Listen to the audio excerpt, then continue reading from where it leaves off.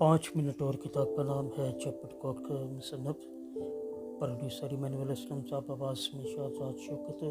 और ये देख रहे हैं हम सफ़ा नंबर 87 जो कि आखिरी सफ़ा है आखिरी बाब का। और इसके बाद किताब वाइंड अप होती है और फिर दोबारा मुलाकात करेंगे। लेकिन तब तक आजमाइश के इस मौसम में दुश्मन दुनिया को फरेब, खौफ और उलझन की गहरी तारीकी से ढांप रहा है। लेकिन अगरचे दुश्मन को तारीकी में डुबो रहा है, लेकिन अगरचे दुश्मन दुनिया को तारीकी में डुबो रहा है, खुदा दुनिया को अपने जलाल से मामूर कर रहा है। इसकी मोहब्बत का दरिया बह रहा है और अपने रास्ते में आने वाली हर चीज़ को समेट रहा है।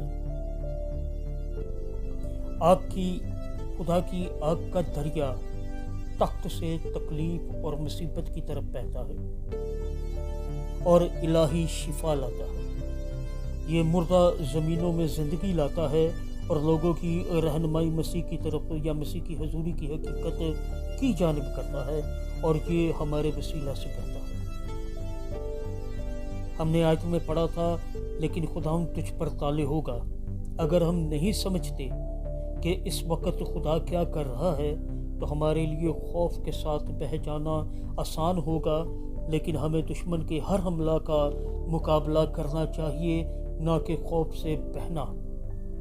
हमें खौफ, तलखी और गुस्सा को रास्ता नहीं देना चाहिए। हमें तूफान के दौरान अमन का एहसास बरकरार रखने की गरज से लड़ने और इस इल्म में पुरएतमाद रहने की ज़रूरत है।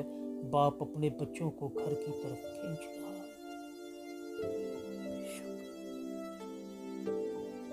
रात तकरीबन गुजर चुकी है और नया दिन तलू होने वाला है।